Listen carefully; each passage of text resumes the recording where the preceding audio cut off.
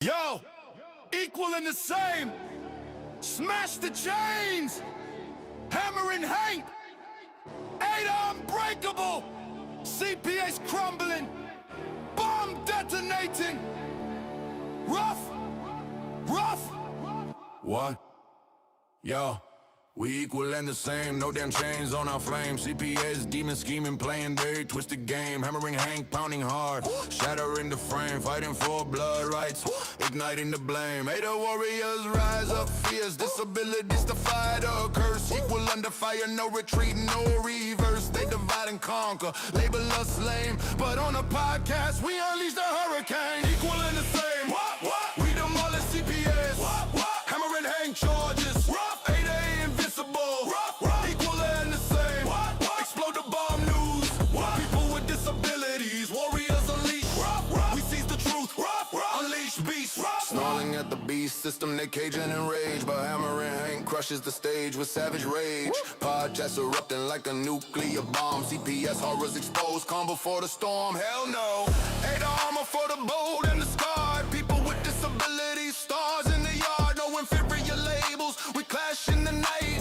hammering vengeance till the dawn's brutal light, equal and the same, we demolish CPS, hammering Hank charges, Ada invincible, equal and the same, explode the bomb news, people with disabilities, warriors unleash, we seize the truth, unleash beast, Lord feel my fury in this infernal war, equal and the same, we even the score. For every disability crushed and denied, hammering Hank obliterates with 8-8 tide. Podcast Mike scorching, breaking news bomb inferno. CPS imploding, truth's eternal bang. Equal and the same. Smack. We demolish CPS. Crush hammering Hank charges. Ada invincible. Equal and the same. Explode the bomb news. We with disabilities, warriors unleash. We seize the truth. Unleash beast. Victory. Victory.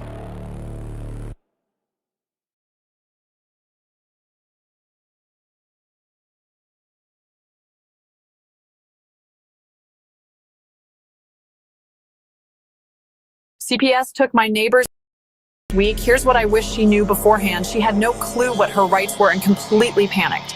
That's exactly what you can't do. The difference between keeping your kids and losing them comes down to being prepared. There's this book, Stay Calm, CPS is Coming, that breaks down everything you need to know. Education isn't just power, it's protection. Grab it on Amazon or check cpsbreakingnews.com. Don't wait until it's your door they're knocking on.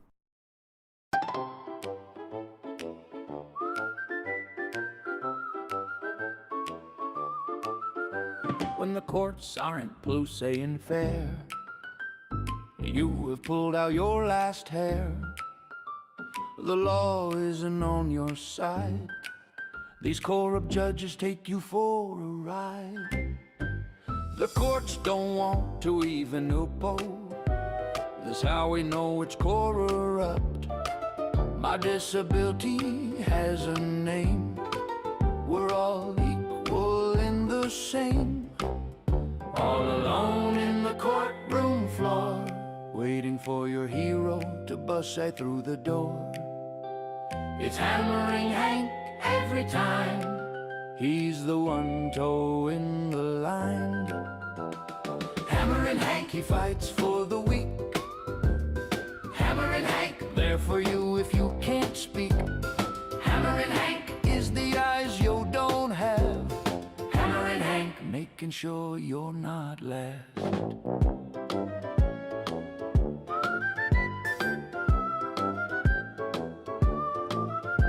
In the court they do have rules. They don't treat you like your jewels. You deserve all the commodities. Just because we have difference in our bodies. The law is made for us all. They don't protect us that have files on. He's the answer man you need to be calling. He puts it to an even field. Hammering Hank, he fights for the weak. Hammering Hank, there for you if you can't speak. Hammering Hank, making sure you're not last. When you're a bit different, to phone you free. The playing field is equal, what do you bet? That judge has to toe that line. The oughta make sure every time. Hammerin' Hank, he fights for the weak. Hammerin' Hank, there for you if you can't speak. Hammerin' Hank is the eyes you don't have. Hammerin' Hank, making sure you're not last. Hammerin' Hank. Hammerin' Hank. Hammerin' Hank.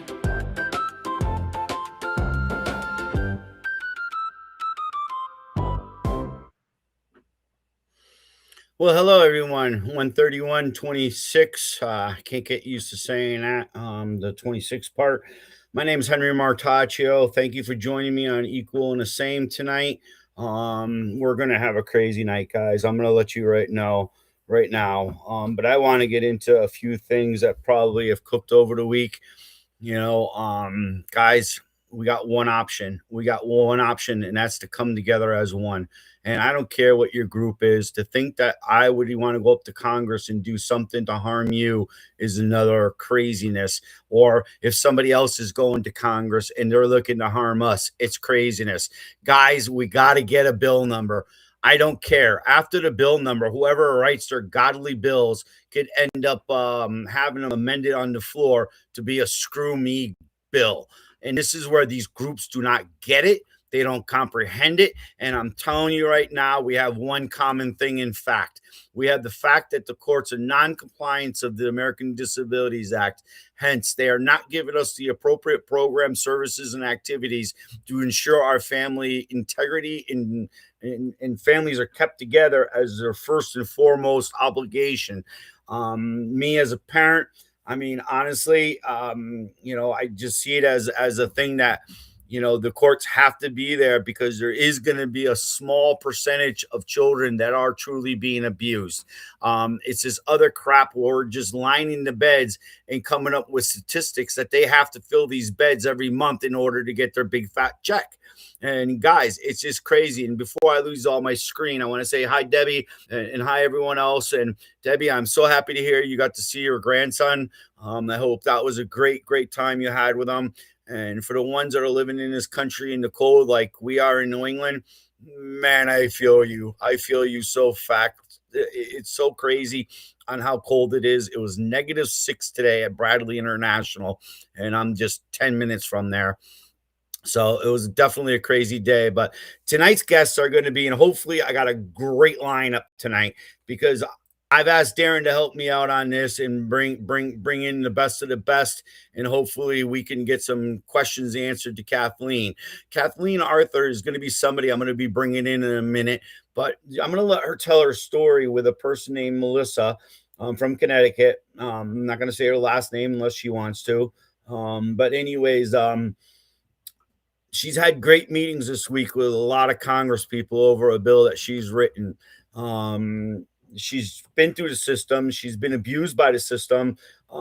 She's been meat grinded like all of us have. So, I mean, there's no reason even to get into her story. But trust me when I say to you, not one of us would not have you. Here she is. Hi, Melissa. Hi, guys. Have your back. And if anything, Darren, bring us all in for the party because it's time for you, Kathleen, and whoever else that we got for super special guests that are going to answer some of these questions. But Melissa and Kathleen, I want you guys to get into it tonight about what went on in DC and how every advocacy group needs to start thinking outside of the box, because I've always said it's follow the money. If we can prove the money's being abused to Congress, they got more ears on that than they do about our individual children. Take it away, you two guys. Kathleen, put on your camera. We want to see you in your pretty dress. Uh-oh, is she even there? Yeah, she's there. She's definitely there. I was gonna say, I see her in the black screen, but yep. But hey, go ahead. You want to start off because we were talking backstage before we went on, and she was going to give a lot of kudos to you and what you've done this week. So if you want to brief in the community and what you're going to need from us or what they can do to show what you've done for the data for Connecticut is the main key, because it's all about data. Oh, she dropped out. I see that. She must be having She'll be back. Yeah, she'll be back. I know she'll be back. iPhones screw around with this system a lot. So if anytime you're going to be a guest, try to be on a computer. Right after I spoke to you, she called me with some absolutely amazing news. So I am waiting for her to get in so that we can. That she said too. We'll let her, but prep everyone, get everyone going. And again, how you've come to the conclusion and how your data is actually opening up doors. I mean, then you can even tell the story about how due process is being ensured to illegals, which yeah, their due process still needs to be met with, whether they're illegally or illegally. Yep. But how you've connected it to one office and their eyes were like, what? So basically, I've been in the family court system for 13 years. The last 10 years has been absolute hell. Someone who was always a high honor student in school, never got in trouble. I had zero poor mental health record, zero arrests, zero drug or alcohol arrests. I mean, nothing. Clean as clean can be. I actually got my license. I'm a professional pyrotechnician, which is one of my trades. And for that, you come into my house this 4th of July. I've been doing it for 25 years. Started at 16, which wasn't 100% illegal, but technically that was before 9/11, and they really tightened up on things. But yeah, I started on the professional sites, and you actually, to run a professional fireworks site, you actually have to call, what's kind of funny to the family court system, what's called a certificate of competency. And it includes, testing and, going through the hoops and your fingerprints and background checks. I mean, the BATFE loves me. But then I step into the family court system, and all of a sudden, all this fraud is created on me. I'm a drug addict, and I have mental health issues, and I'm histrionic, and my children are in danger if I get them to school 10 minutes late, and it's insane. Absolutely insane. And I thought I was a one-off. The typical bullshit they use to run you down, because they obviously see you got money. If you got enough money to go play with fireworks and enjoy your life. And I never knew I needed a competency exam to shoot off my goddamn fireworks. Well, what you play with is toys. What I play with is to take down buildings. So you say. I'm sorry. I like my 2-inch mortar shells, and yes, I'll break the law and I'll drive over the line to get them. Dude, 2-inch mortar shells, we literally like those and have thrown them at each other. I know. You're 12-inch, 8-inch, 16-inch. Yeah, I know. Don't rub it in my face, but I got a nice big yard for you to shoot off all the duds you don't like. So I mean, when I went in, I was getting out of a domestic violence marriage. I had met my ex-husband in high school. We were friends for a year, dated for and we're married for a total of 15 years. And it was everything. It was very physically abusive, emotionally abusive. His favorite thing to tell me was I was as smart as a box of rocks, and no one would ever want me. I went from everything from being pushed into walls, knocked downstairs, loaded guns pulled on me. I mean, you name it. All the fun stuff. So we, when I went through the family court system and I started asking for protections for my children, because now the kids were starting to be the target and they were starting to come up with the bruises and all. Literally, we wound up where it just slowly. My first attorney told me she wouldn't even touch it. She was one of the supposedly the best ones, and she wouldn't even touch it. She told me she wasn't getting into, anything about domestic violence. And I went, well, that's weird, because that's not best interest of children. Like, I don't want my children away from their father fully, because they should have a relationship with him.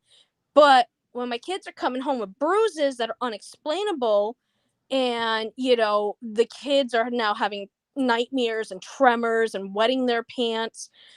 That's all signs of trauma. Definitely. And, it wasn't long before the false allegations to DCF were being made. And they put me into, what do you call it? Like domestic violence programs, women, and children who were in domestic So they violence can get situations. the kickbacks. So they can get the kickbacks. Yep. Yep. Yep. And Yep. I never, they offered me clothes and money. I never took any of it because I'm just too proud. I'll figure it out on my own. Um, but I did what I needed to, protecting my kids. And as time went on, and the violence against my children started to get worse, and I still remember there was a week of where my son, my oldest, was going to school, and we had like a week and a half, 2 weeks of straight direct, downpours. And my son came home with these really big bruises on him, and they weren't normal. And I sent my ex-husband a message, and I'm like, hey, do you know where our son got these bruises from? He's like, oh yeah, he got them on the playground this week. It's been raining all week. There's no way they have not had outdoor recess. So It's I double checked with the school and his teacher, and she's like, no, it's been raining all week. We haven't had outdoor recess at all. wow. So I wound up, bringing this to the courts, and again, all of it got dismissed. Well, fast forward, everything kept getting dismissed. Everything kept going, and Which next we thing, just let the audience know we shared the same judge, yes, Judge Sluger, the scumbag of all scumbags that yeah, would now protect the state over vaccine damage to my child, which they purposely segregated me as the fit father, had no right to do, and gave him to a third party. yep. So just to So let the community know. But I mean, so we're getting a well wrapped around picture. You're a stable person because you got money, because you got connections, or whatever reason they decided to ram it right up yours yep. because they got to fill up the coffers every month. And how do we know they have to fill up the coffers every month? How do we know this, Melissa? Because we found it. So Title How did you 4, find it? This is where we want to lead into the show tonight because I need other states to start composing this data the way kind of Melissa has done it. So please Melissa, get to the chase. Go straight for the throat of what's going on, okay? go so for it. basically what happened is I created a bill about domestic violence, protection of children, and the Title 4 issues. And we just went down. I was with Kathleen this week, and we went down to Congress, and we had a lot of really amazing meetings with staffers and the offices, really listening. Some of them were even giving me hugs for what I've been through. And one of the things that we have, is the biggest issue in family court is there's zero due process. You can have, just like in my case, you can have all the evidence in the world of there's abuse or there's issues, or you're just trying to protect your kids, but the judge has their own incentivization from the Title 4 funds to remove your child from you and make your family start going through the lengthy, expensive, traumatic Let system. me just reword that a little bit. Okay. In family court, the rules of evidence allow the judge to allow lies under the guise of hearsay. And under family court, the judge is allowed in family court to exclude legitimate evidence because the rules of Discretion. evidence in family court suck. So I'll let you go take it from there. The judge's So discretion. And for the ones that don't Mhm. know, this So also applies listen, to this is CPS. important. Listen, let Also her go. applies to CPS because Yes, they can let her throw any go. evidence they want. They can lie all they want. They can manipulate all they want. yep. So, And wouldn't it be wonderful if So what has happened now is, because of our stories and because of us talking with these offices and letting them know what was going on, Kathleen has a lot of really good connections, and she is working with some very good people. And she was asked tonight about 3 different points that she feels is important to go ahead and help protect children for a certain EO that is coming up in the White House. Now, Let what's me the let me EO? hang tight on that. What's an EO? What's an EO? Or let me answer that then. An executive order is an EO. And what has happened, it's a little bit different than what she just said. Oh, okay, What sorry. happened was after the CPAC sex trafficking meeting, I met someone who asked me to participate in writing of an executive order for Trump. And I said, oh, I'll think about it and get back to you. No, I did not do that. So I said, yes, I will. And so I wrote like 22 points. I probably overdid it. And they only took, the bad news is that they only took 2 of the points to use in the executive order that they wrote. The good news is, oh my God, they took 2 points and they put them in the freaking executive order. I cannot believe it. So that has already been done. Trump has already signed that order. So what we're doing now is we're not going to get a new executive order. What we're doing is working on the old executive order because it really only gives you 180 days to come up with all this shit, basically.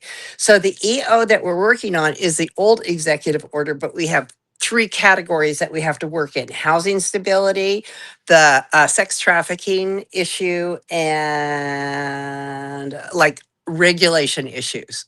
Okay. Yes. So it's under that umbrella. Take it away, kiddo. So basically, because of the fact that I was able to let people know, and I have been sharing the facts and everything about how many children are being abused, when Kathleen was contacted about what needs to be seriously changed, and what her 3 points are for the additions to this EO, one of the ones on was for housing for children. Another one was for actual due process in family court and no longer hearsay or false allegations. And that And was under the regulation slash deregulation. What needs to be regulated differently? What needs to be deregulated? So literally, what we are going to ask literally JFK is yep. whether we can deregulate family court and instead use the rules of criminal court to rule over and absolutely abolish the use of hearsay. And what that does is it goes ahead and it makes it so it's no more he said, she said. It's no more of this, one party without any evidence.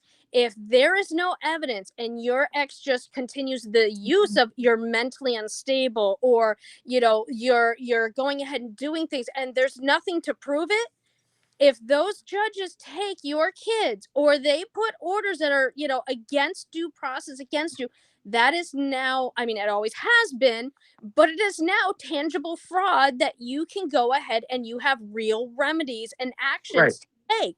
So, And for example, if somebody goes into court and lies, right now in family court, literally, I think everybody Everything's a lie. online right here has had an experience where they Yeah, went into family absolutely. court and they lied.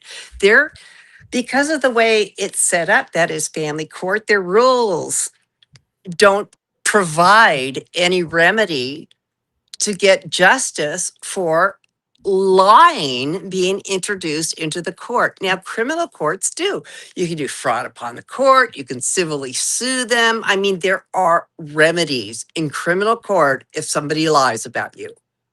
the best So what part is, we're basically saying is there might be a chance that all civil courts will be collapsed and everything will be put We in criminal. want all family courts to collapse. We yeah, want, see, the title of the 3rd category, which Melissa's fits into, And hold on, just is for the clarification. regulate Hold or on, just for deregulate clarification. categories. When we say family courts, we're including CPS courts as a family court. Any CPS court is a family court. Any court And that is just so that currently, everyone out let me there is define this for crystal you. clear. Any court that is currently in any way funded by Title IV or used for Title IV, that would be all evidence submitted into child support issues, all Correct. evidence with custody of child issues, all foster care issues will allow real evidence now when you have it to be submitted to court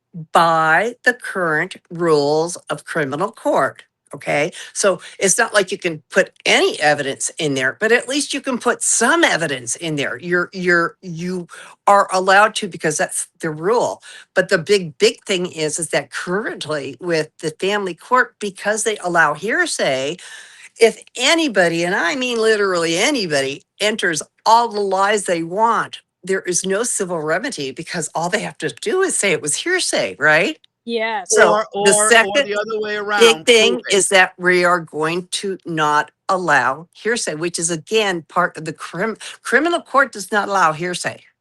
No, it's a So Correct. what we respect. want to do is deregulate everything having to do with a family court and anything that has those awful rules and put in place criminal court rules because the choice was civil court rules or criminal court rules, and criminal court rules are much more stringent, the evidence to No, be used, because these are your children you're talking well, about, for God's it's not sake. only that though, Kathleen. How can you tell me that this parent's been taken away? They're so bad from their child's life, but society does not have to know that they are a child abuser?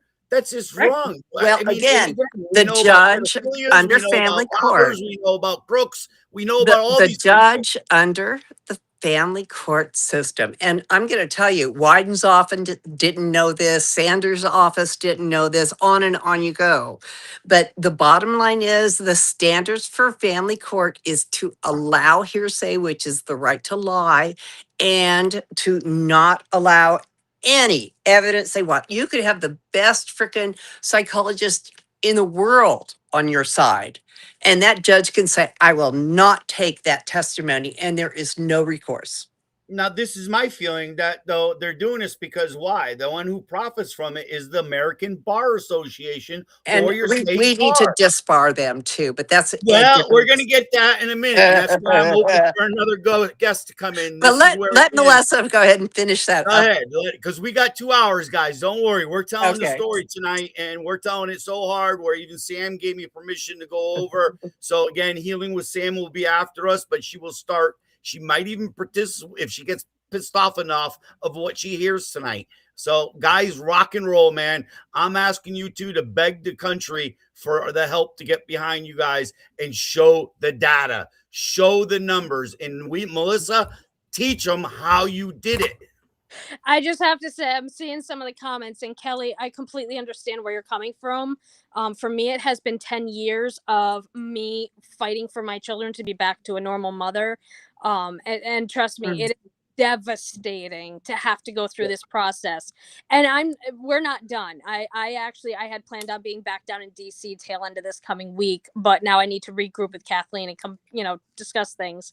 But no, we so I wound up because the Title IV money is so dirty. And what Mm. when I wound up You I have I no used idea how dirty is dirty because when they cut the services and returned it to the general fund, that just blows my mind. yeah, That they're so legally able to do this that there is not one competent legislator that's up there and saying, you know what, this is good for our state. Let the returns be. It's purposeful. It's purposeful redirection of the service program and activity funds back to feed the state so the state could do what the hell they want with the money. You yep. way us overestimate our Congress and their ability to know what the hell's going on. I mean, It's their money. way. It's They're their not doing it money. on purpose because they have no the fuck idea what's going on. Am I No. wrong? No, they have no. I literally, in one of the meetings, the woman was absolutely amazing, sweet as could be.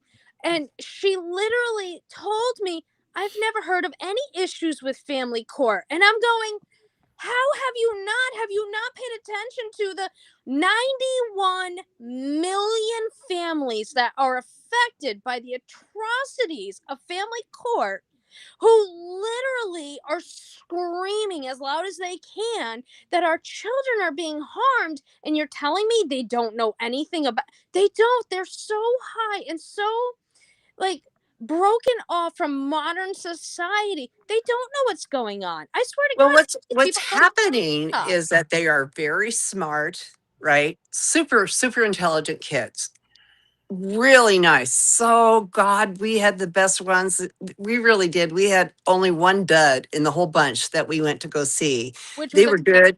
They were understood what we were talking about and everything. But the thing is the way that our Congress is structured is that they all rely very heavily on like interns. And so these kids that you talk to about all these really important messages, if they're there for more than a year, you're absolutely astounded. So there's no longevity. First of all, with these kids for the issues. The second thing is that they have these are kids with a silver spoon in their mouth, going to Never, the best never been in the colleges. trenches. They Never been have in the trenches. zero experience, and I mean zero Right. experience with child support or with family court. We went, this was not this time, but the time before. Yeah, I went in. I think you were there, Melissa. We went into Wyden's office, and I was trying to gently describe what was going on to them. And you don't want to just come in there and say they're committing fraud. Like we you hear know, day in and so day I out was from I was like everyone. I That's was at an everyone's story. impasse because I couldn't think of a gentle, nice word for it. And the guy behind the desk literally yelled out, "That's fraud!" Oh my God, I can't believe you got it. Then I look, I go, I was so amazed. I said, "How do you know that?" And he looked over to his counterpart, and the gal sitting behind the desk was a foster child. Yep. And Really? so the front desk did know, because there was one person there who didn't have a silver spoon in her mouth when, she was raised. She had real life practical experience. So that needs to happen a lot more with our senators and Congress people in order to get correct information to them about what's going on, because they truly don't know, which is weird. But Melissa told me, I cannot count how many times, boy, I would really like to get this done in like, a week. And I told her, I don't know how many times, no way in God's green earth. But what has happened is that 11 hours ago, my friend wrote a proposal that was hand delivered by JFK's sister to JFK. And then they came back and they wanted her to do these 3 categories for them. And we're going to be working on these over the course of the week. And I mean, they're going to be easy, frankly, because we've got all of them covered. And then, it's going to be kind of like, I believe hand delivered back to JFK, to Bobby at his house. And the But best it's part, either his sister or sister-in-law. I can't remember which, but one of them. And this is by the gal who is actually, I can't say her name, but I will say that she was at the signing of the executive order for foster Nice. care. Yeah. and the best thing, Nice. Well, I'm going to be a jerk and I'm going to ask a 4th category because, after all, if I don't speak up for the disabled right here now, I'm Mhm. a bad host. So, can Right. you put in the 4th category as being the ADA compliant? Well, you know what? ADA is already there, isn't it? yeah, All the rules. And in Yes. family court, they ignore them, right? So if we Mhm. don't have family court, they don't have the ADA issues in criminal court. Yeah, but I just got Because out of there, the now appellate court. listen, there is recourse. If you are in criminal court and they don't honor the ADA rules as written, there is civil recourse. They have to pay you for that. That's not there in family court. So Right. if we simply transfer the rules of family court and make them go by the criminal court rules, that will take care of the ADA issues already. It'd be one simple line to the ADA. There is no undue burden anymore in 2026 and beyond. It's going to get it done. And not only are we going to remove it, but I am absolutely firm on the fact that we need to start adding. There's really absolutely no sense at all to write a law and not have any Teeth. accountability or Teeth. oversight. And Congress has literally been writing, tons of laws without any oversight, accountability, you know, or anybody like to be in charge of making sure it's going okay. Or on the reverse of that, somebody who knows what to complain to when something's going on with the federal government. Their ability to like figure out who's in charge of which problem is not good at all. My feeling it should fall in the Department of Ombudsman's. It is a health service that the court is supposed to be providing, because you got to remember now you're dealing with post-traumatic stress parents all the way down to whatever they're accusing the child Mhm. of having from the parents' neglect and abuse. So again, there's no teeth in it. We know they say they can take away the federal funding, but there's nobody here to account of the funding, and Right. that's what we're seeing in every application, Yeah. that they're So saying let they're me just go ahead get and tell you too that benefits. the court issue was actually only one of the three categories. So the other category that will take care of this particular part is that the data is going to be updated to an ICD type system, to where if there is corruption, if there is fraud, if they're using the wrong kid, if they are not ADA compliant, we'll be able to trace it down and do something about it.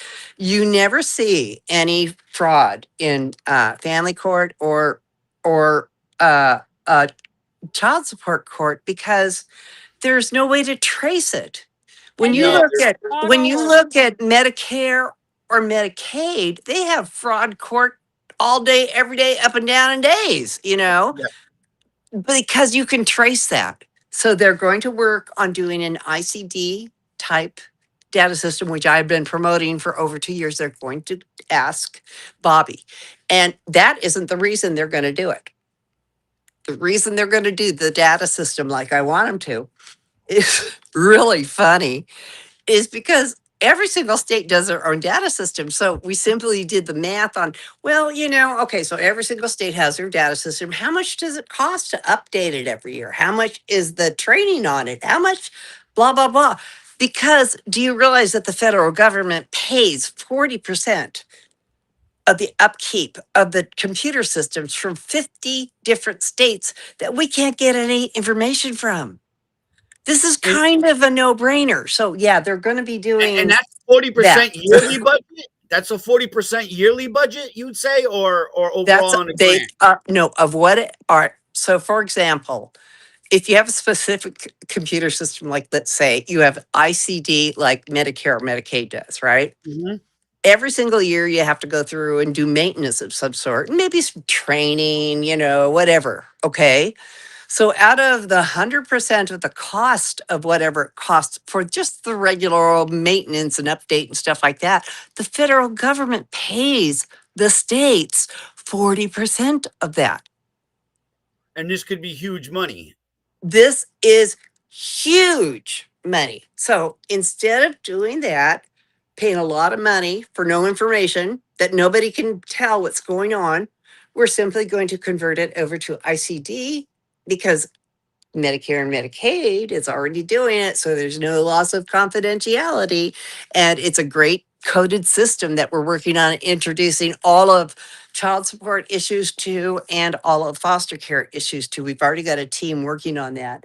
And they're going to go ahead and make it so that we can track everything. I mean, under the ICD system, you can tell there were X amount of children ages 13 to 15 who had a tonsillitis or tonsils removed, on a certain day. That's Mhm. how exact you can get. And that is not a breach of security. That is not a breach of data. That is telling the truth about what's going on with the kids. We don't even know where the children are right now. The other thing that we're going to do too is she is going to tell Kennedy about the AWOL situation, which is basically children enter foster care, then they vanish, then nobody reports them missing, nobody looks for them, and then they're ending up sex trafficking. And we knew that was happening. We knew that the kids were going in. We knew they were vanishing. We knew they were going to trafficking, but we didn't know what that middle part was. And I just discovered it 2 weeks ago. And what it is the illegal use of AWOL and runaway by the states. The only federally recognized term is missing child. But this awful thing took over all of the states where they started using either AWOL or runaway to categorize the child instead of missing child. And how they interpreted that was a child who was AWOL or a missing child or a runaway child. They never reported it. They didn't report to 911. They did not report to the Center for Missing Children, nothing. So these children were not being reported. There was Now, an another HHS funny thing too. report and a Connecticut report that showed that 70% of the missing episodes of children were not being reported. The 2024 report, after they were chastised about it, the 2020 National Center for Missing Children report shows that foster children, who are 0.5% of the child population, again, foster children are 0.5% of the population. The National Center for Missing Children, which has had up until 2024 about a 0% of cases having to do with foster children assessment, jumped from almost zero to 70% of the cases. It is statistically In 2 years, impossible in in 2 years, one year. one year. It went from 0% of the That's right. Center for We're Missing in 2026 Children's now. Yeah. reports of Yeah. children to 70% of the children who were reported missing were foster children. Now, Melissa and I took this to our meetings, and I explained to them that either we have a tsunami of kidnapping of children that are our foster children, right? I mean, all of a sudden there's something terrible going on if it went for, in essence, 0% to 70% of all of the missing children. And it's only 0.5% of the population. That Nothing. includes the babies and Right. everything. The actual population of just the target population, which is females from 11 to 18, I mean, it gets much more narrow, much more statistically impossible, frankly. Mhm. And so we found the leak. And the leak simply is the use of AWOL and runaway. So No, one bill, one one. one amendment to one bill will fix the leak. And the amendment is we're going to charge actual accountability. And they love this. This they love. What we're going to do is if a social worker fails to report a child who is missing and labels them AWOL or runaway or whatever, and does not report them missing, and then subsequently call 911 and the Center for Missing Children. If that child dies, or if that child enters sex trafficking or trafficking, that social worker has to pay $5. Why $5 to hold them accountable for the fine that you can now sue them? Nope. That just gives a tiny level of something that is not currently there. It's called accountability. Right now, 70% of the children episodes who are missing, 70% of the episodes are not reported at all. Like they're supposed to be federally. It's against the And federal there's no law. Amber Alert. I keep on wanting to put that in Oh, there. That we've there's no actually Amber fixed Alert. that whole thing now. That the whole entire Amber Alert system is completely revamped now. So we're good with that one. That one's fixed. There's one other thing that got fixed too. We're fixing shit left and right, but the Amber Alert is no longer an issue. They are, have you noticed that they are? Well, I can tell you what, from the 2024 statistics, the children were not getting Amber Alerts, and we knew that, and we knew why. We Why? fixed the problem. Well, because they don't do Amber Alerts on children who are AWOL or runaway. It makes no sense to me. If you're the No, state no, and no, you're no. That was wrong. That they admit that and they fixed it. So now they are. They are. They have in service 3 of them in 2023 that said you got to stop right now using anything but missing children, because missing children is the only acceptable term for the federal government, and they are going to turn our Title IV money off if we are continue to disobey the law. And it's sort of So like they what I try to teach stopped. everyone here, that you don't want to use an ADA contact person. You want to use what the federal government describes to end discrimination was the DOJ and the designated responsible employee 28 CFR 35.107. That's the only definition that matters when you are coming for your disability rights, guys. And again, what Kathleen is speaking now is the truth. If the states are not speaking the language, why should they get the money? And again, this is why I asked so many people to join in tonight, is to start, helping us crunch numbers, because I think Melissa's done a phenomenal job on breaking apart Connecticut's data. I forgot what the number was, Melissa, that you used with me earlier on Title IV funding through child support enforcement. I think she said it was $180 million a year. The judges and state actors were getting paid in pensions and benefits and bonuses. Go No. for it. The bill that I had written and everything about due process and about remedies for and holding domestic violence and everything accountable. The bill that I have, it was, if they implemented just the few simple protections I put in, changing from the non-evidence and hearsay style court that we currently have to actual due process ADA rights, civil rights, we were going to save $174.5 billion Billion, that's what it was. annually throughout the government. Connecticut alone was going to go ahead and save, it was about $74.8 million a year annually.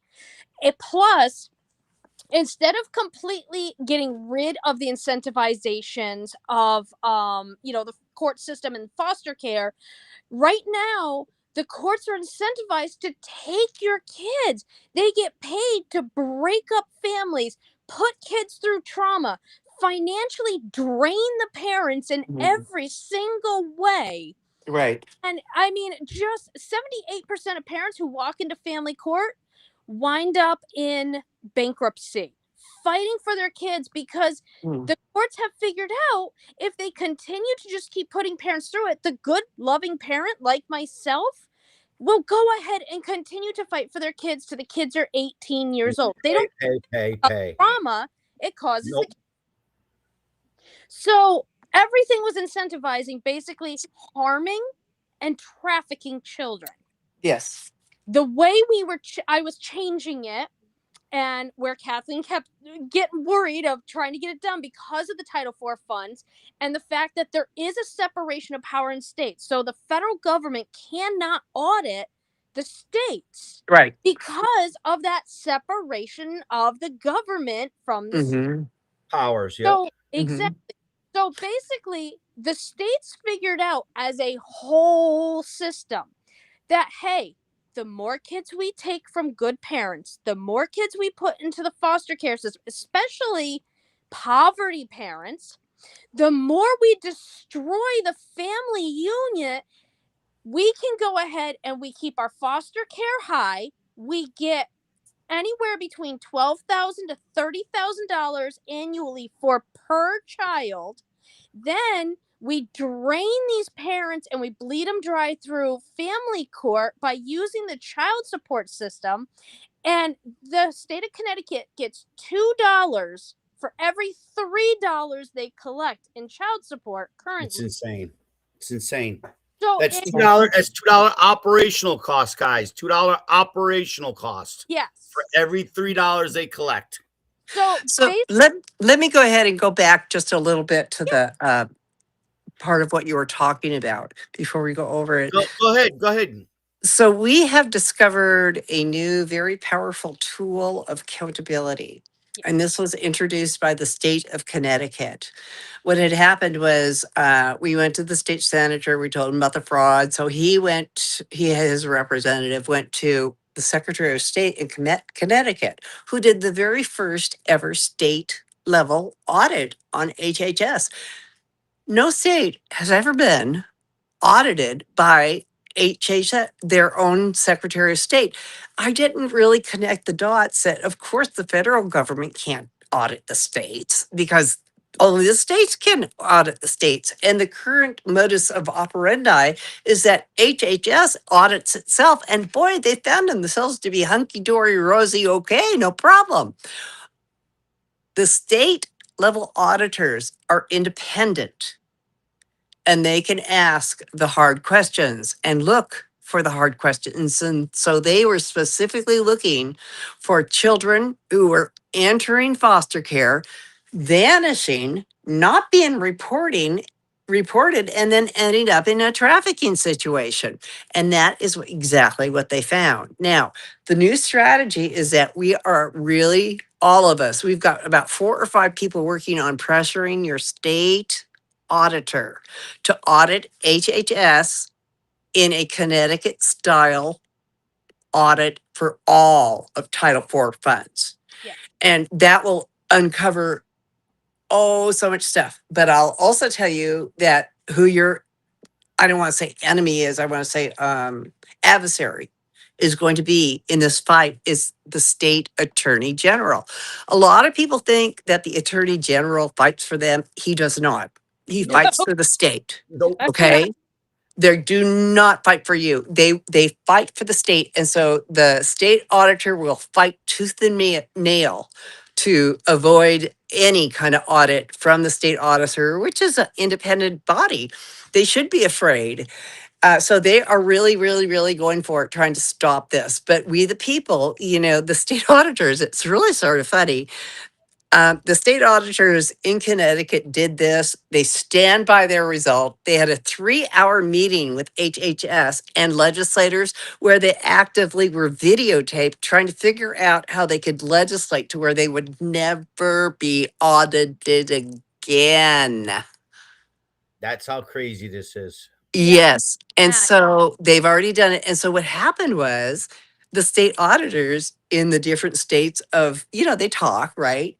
So the state auditors are actually kind of like, they're like heroes without capes. They're heroes with pens because Right. they're being bullishly stubborn that protecting children is more important than protecting the state officials who are not reporting them. Yep. Here's Kudos. to the state auditors. So contact your state auditor. That's one of our good strategies now. Yeah, but what if the state already has some type of audit? Because It doesn't again, it's, matter. They all have some sort of audit. None of them and have that's state where audits on I HHS. really It's the want. HHS audits from the state of Connecticut, right? They had Right. audits up the yin yang. Then the state audit came directly behind them and contradicted all of their findings. So that proves right there that the state audit results were false. So basically, right now, what I'm saying to you is because my whole thing about tonight's show is to get you more information broken down. Because again, kudos to Melissa for breaking apart Connecticut. And Mhm. again, you still haven't told the story on how you did it. But this is my hope that we're going to teach everyone where to go and look for the Title IV funding. We don't care. We want to know what the abuse is in your state so that we can now take this to not only say Connecticut's doing this, but Uh-huh. look at also Kentucky's doing it, Rhode Island's Mhm. doing it, California's doing it. This is a whole new game that they could be broken apart about. And it would only give more fuel to the reason why Trump needs to pass an emergency executive order. Mhm. Guys, this is again the fastest way we can get it done with no arguments. We don't want to open this up. He cannot pass an order on family court itself because that is a state-ran court. But he can pass it on Title 4D, Title 4B, and Title 4E. And Mhm. that's where, see, this, when I wound up, because there are audits in Connecticut in the past few years, I went in and I pulled from those audits and I put it through and I started finding where the Title IV money was coming in. And then I just quickly ran it through a really good pro AI style program I have. And I told it specifically I want it to break down and figure out every penny that's coming in and where it's going and how it's being used. If there's anywhere that the money is going that it's not supposed to by the Title D, Title 4B, Definitions. or E, I want it to pull it out and show me. So it wound up, it ran it because I did this while I was sitting in the Congressional Senate cafeteria. That's even funnier, guys. She did this shit at the Capitol. I sat there for 2 hours digging into research and digging into things. It I gotta say, would be pretty good so there. incredible because you guys got the tools to even go deeper than Melissa can. But So, in response to your question though, is like, what can your listeners do? Right? yes. Everybody's all ears. What can your listeners do to make sure that the family court is defunded and that the state actors start reporting children when they're missing? What can you do? So the biggest Right thing is, now, the yeah. most important thing, and I am not kidding, it sounds as boring as snot, but you've got to contact and get a group together actually to work on it together. Contact the state auditor and demand a Connecticut style audit on the state. Yep. This will give us the information that we need to do the change that we need. We don't have any ability to get any data on a federal level because it's all different for every state right now. There's no like ability for any computers to talk to each other at all. And we're trying to fix that as one of the 3 points. But right now we have what we have, but we do know there is a weapon that works, and that is doing a state audit. And what I found is when I went through it, everything goes into the general fund, and then they're taking part of that general fund from those titlements, and they're paying out the judges' bonuses and they're paying out the GAL bonuses that they're not supposed to be using that money for. And I wound up, I actually sent it to a couple of the offices, letting them know that, hey, here's some of the preliminary that I have found, and there's more to come. Okay. And we're still investigating that yet. I have looked for this information for 10 years and not been able to find it. But with the power of AI, she plugged some stuff in and there you go while she's sitting in the cafeteria. So we need to review it, right? And then take that information and put it where in Title IV funding we can defund the problems. Yep. Well, So we Exactly. just need to take it from that one to the next. And my I did feeling have is you do have a request out there to my ethical hackers.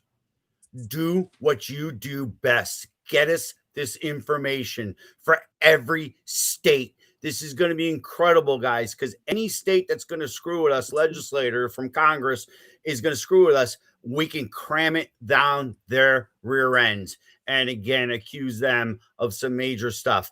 And I'm waiting for my number one hacker friend, ethical hacker friend, to come on to the show tonight, which I don't know where he is because I think he's got to have a full piss and vinegar on what he's got for data to share too as of right now. And I don't know where he is. So is he backstage? Is he there? Is he alive? What does an ethical hacker mean? An ethical hacker is, from what I learned a term a week ago, that you are a person who works in the ethics of gathering information. Oh, okay. Okay. And you're not going to break the system, like go break into my computer to get what you need. Okay, so they're all legal and can't. stuff, but they're Yeah, getting we information. can't. Okay, cool. We can't have somebody go out and hack the United States Okay, government. yeah, that's or what I was a state little government. concerned with. No, that's we why. want to keep. That's why I I am covered my flying legal high, and I ass don't want to do and said, anything hey, illegal. I want dirt, and you ethical hackers know how to do it.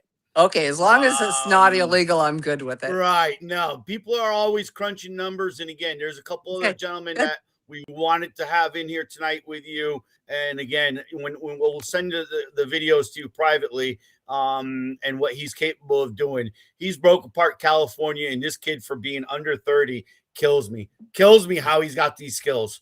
And I know there's people on this right now, this meeting right now, that got mad skills too. And they can reach out to Kathleen or me or Melissa or Darren, and we will get this information.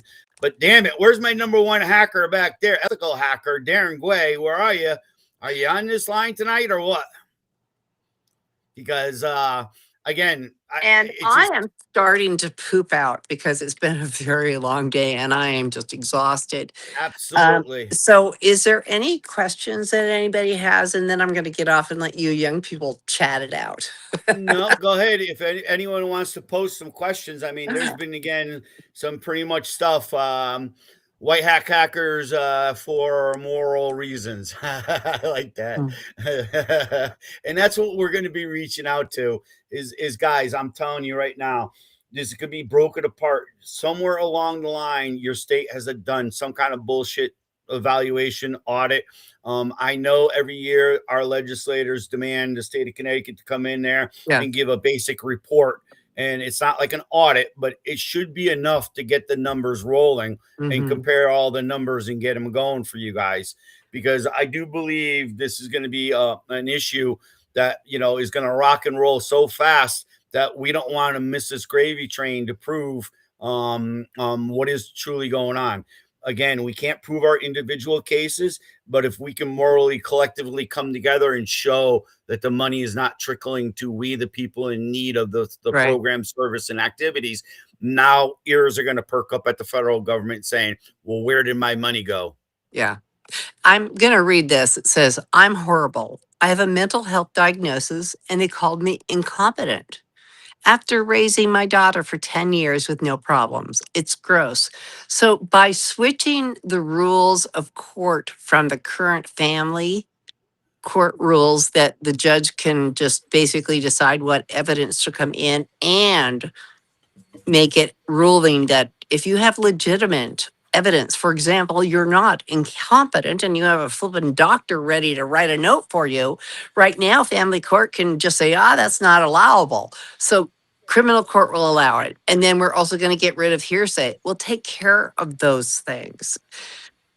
So Kelly, that's the only question that I see.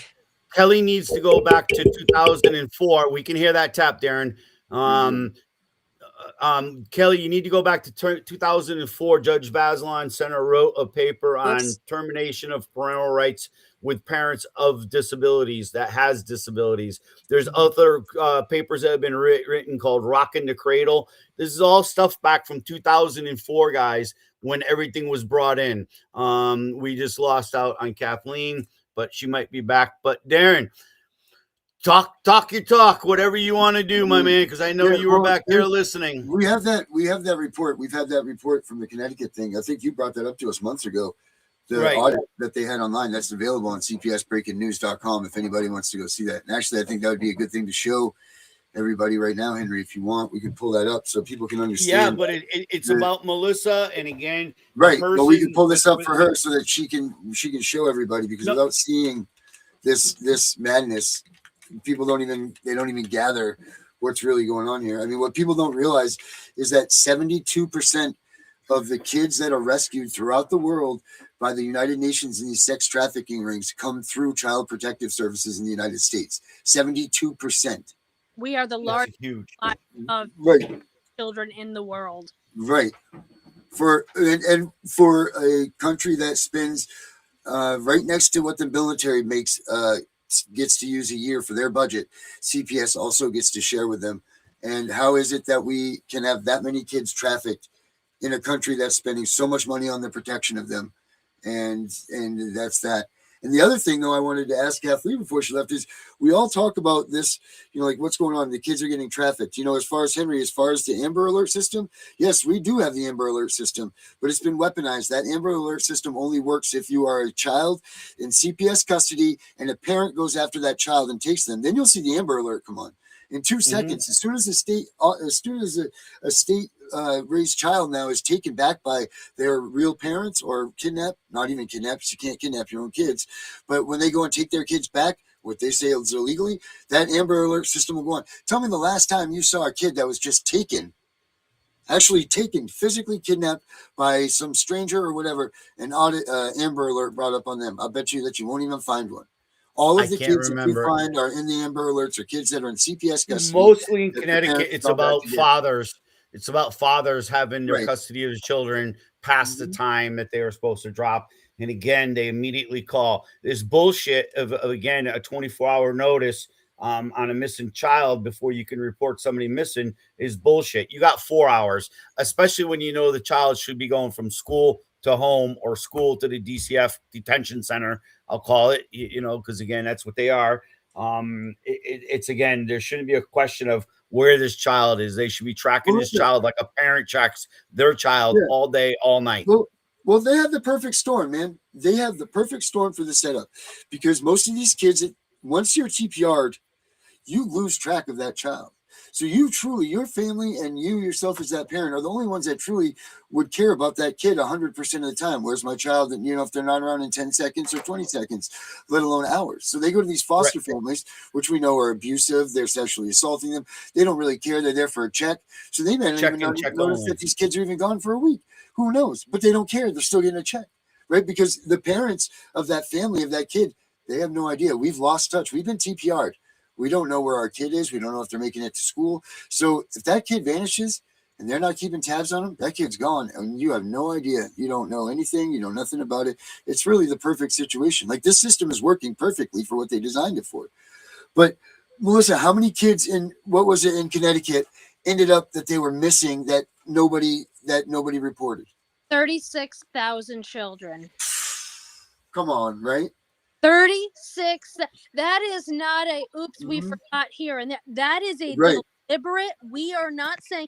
And what's sickening is they got all those funds for all those years for who knows how long, and there is no accountability of getting those funds back, holding any of them accountable. Nothing. But it's coming. It is coming. Now, basically, for the ones that don't know, we're dealing with a state that's 3.4 million roughly population. My town is about 40,000 people living in a whole town. So you're talking about missing a whole fucking town, dude. A whole town gone, wiped off the face of the earth, but we're funding it.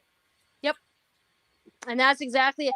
Title IV, as it stands, needs to be completely wiped out and redone, because Hillary and Bill Clinton put this in. Now, who do we all know, loves to play with children? Pedophile Bill. Everything. And goes ahead, and they're the ones who created this entire system that all of these parents are living under today and being destroyed, and our kids are being destroyed. I know I've got 2 kids with my ex-husband that are absolutely destroyed and will have trauma and effects for the rest of their lives. And there's nothing I can do about it because I was silenced for the past 10 years. And when you bring the facts and you bring the issue, you're called mentally unstable.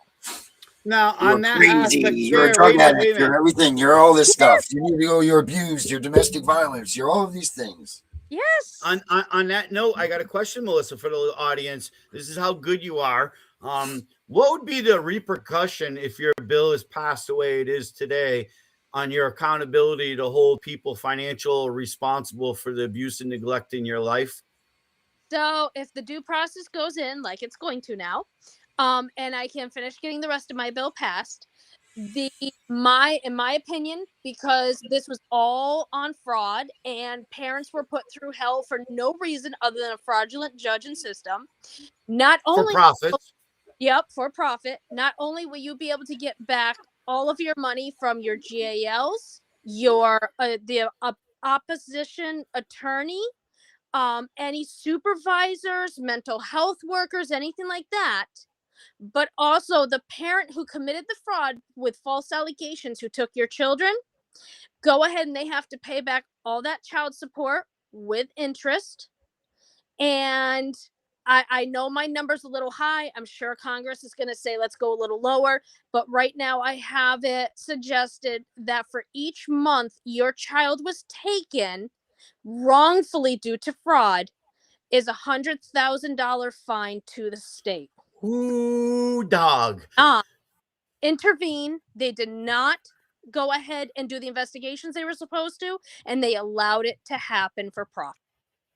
Yeah, they have that. They have already established that your kid is worth to you just in for a fact of being taken wrongfully at $600 an hour, 24 hours a day, 7 days a week. That's what they've rated that as. That's what the going rate is for your kid. So I mean, I think your Could you send that?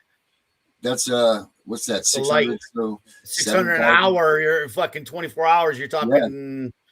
Mad cash times 30 times that blows away the 100,000. Yeah. Have that right here. So Melissa, this is the kind of data, guys, that when we're sitting here talking, if you got data like Darren's got, get it to us to get it to Melissa. And I don't know if you want to share your contact, but you're more than welcome to at the end of the show.